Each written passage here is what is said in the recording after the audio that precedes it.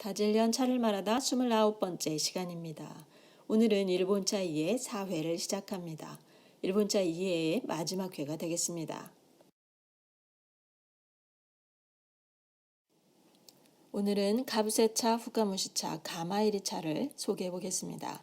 먼저 가부세차는 의미적으로 covered tea, 덮어서 재배했다는 의미를 가지는데요. 차광 재배를 뜻하는 것이죠. 품질 면에서는 센차와 교쿠로차의 중간에 위치합니다. 교쿠로와 유사하게 수확 전에 차광 기간을 가지는데 7에서 10일 정도니까 교쿠로보다는 짧습니다. 또 차광의 정도도 50% 정도이기 때문에 완전 차광은 아니고 부분 차광으로 이해할 수 있습니다. 완성차의 맛도 교쿠로의 단맛과 센차의 신선함을 균형 있게 보인다고 할 수 있겠습니다. 두 번째 소개할 차는 후카무시입니다. 이것은 딥 스팀드 티, 길게 증기를 쏘인 차로 이해할 수 있습니다. 외형적으로 센차나 교쿠로보다 잘게 잘린 잎이 많다는 것을 쉽게 알 수가 있는데요. 이것은 다른 차종보다 오랜 시간 증기를 접촉하다 보니 부드러워진 차잎이 롤링 단계에서 부서지면서 만들어진 모습입니다. 그렇다고 저급한 것은 아니고요. 이렇게 길게 스팀에 노출시키는 주 목적은 차잎의 떫은 맛을 억제하고 단맛을 강조해서 좀 더 바디감 있는 부드러운 맛을 구현하고자 하는 것입니다. 센차의 스팀 처리 공정이 1분 이하인 것에 비해서 후카무시는 그 2배에 해당하는 1, 2분 정도 진행합니다. 후카무시는 주로 센차로 만드는데 교쿠로나 가부세차 그리고 반차로도 제조합니다. 이럴 때 차 이름은 본래 이름 앞에 후카무시를 붙여서 부릅니다. 후카무시 센차, 후카무시 반차 이런 식이죠. 세 번째 차 가마이리 보겠습니다.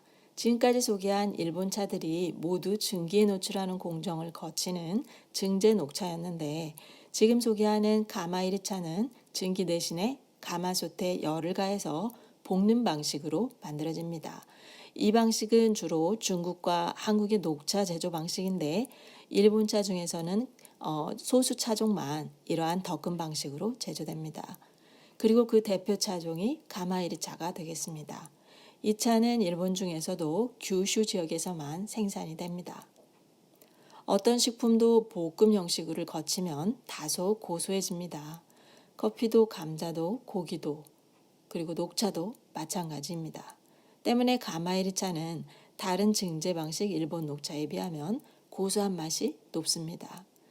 증제차에 비해서 녹색이 다소 어두워지고 차잎의 끝 모양이 뾰족뾰족 뻗어 있지 않고요. 콘마 모양으로 조금 말려 있어서 외견상으로도 증제차가 아닌 것을 쉽게 판단할 수 있습니다.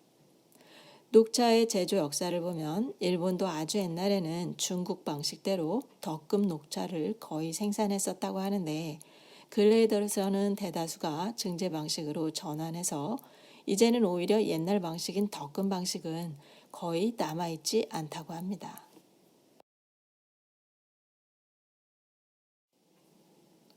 지금까지 설명했던 일본차 중에서 차광 재배가 필요한 차는 3가지가 있었습니다.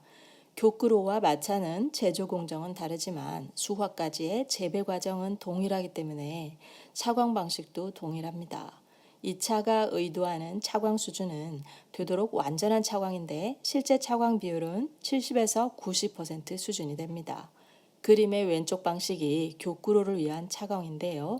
보시면 차밭 전체에 구조물을 설치하고 그 천정 면적을 모두 꼼꼼히 차광하고 있어요. 구조물을 설치하는 노력과 비용 그리고 그 상태에서 차나무를 돌봐야 하는 어려움 등이 더해져서 차값이 높아지는 것입니다. 오른쪽의 가부세차는 교쿠로와는 다른 방식의 차광을 하고 있지요. 구조물도 없고 차밭의 면적 전체를 차광하는 것이 아니고 차나무의 몸통 부분만 빛을 가려줍니다. 교쿠로에 비하면 쉽고 저렴한 비용으로 이룰 수 있는 차광 형태입니다. 이런 형식의 차광으로 대략 50% 정도의 차광을 달성할 수가 있습니다. 어쨌거나 차광이라고 하는 같은 단어를 사용한다고는 하지만 그 내용과 품질은 보시는 것처럼 차이가 있고 또 차광을 지속하는 기간도 교쿠로는 20일 이상, 가브세차는 7일에서 10일 정도로 교구로의 절반 이하인 점도 다른 점입니다.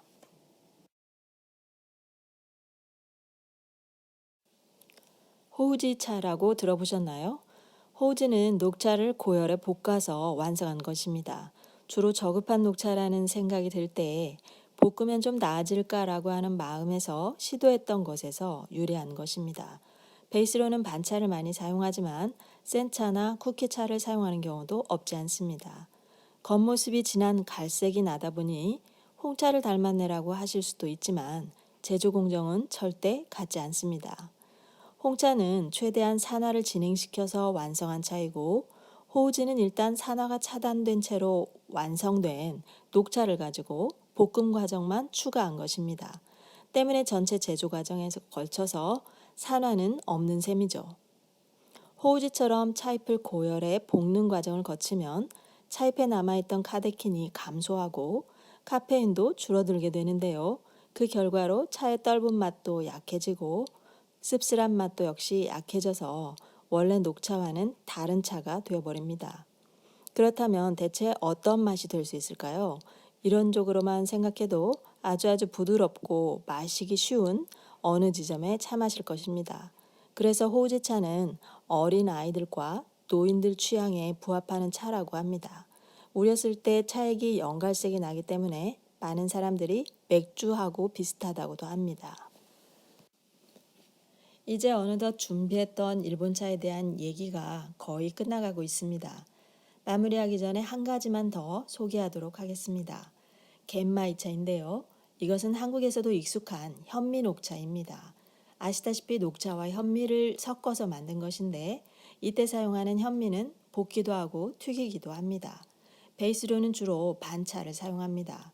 호우즈처럼 로스팅을 해버리면 차의 특성이라고 할 수 있는 카테킨이며 카페인을 즐길 수가 없지만 겐마이차로 만들면 녹차의 성분은 그대로 유지하면서 볶은 현미가 주는 고소함을 추가할 수가 있기 때문에 차의 떫은 맛은 두드러지지 않으면서 차다운 풍미는 느낄 수 있는 그러한 장점이 있다고 할 수 있습니다. 사실 차를 그대로 즐기지 않고 뭔가 블렌딩을 한다는 것은 차만으로는 부족함이 느껴질 때 그 부족함을 채워보려는 차선책으로 진행되는 경우가 많습니다. 그런데 그런 와중에 싱글티를 능가하는 환상의 블렌드가 완성되기도 하니까 고정된 시각을 가질 필요는 없겠습니다.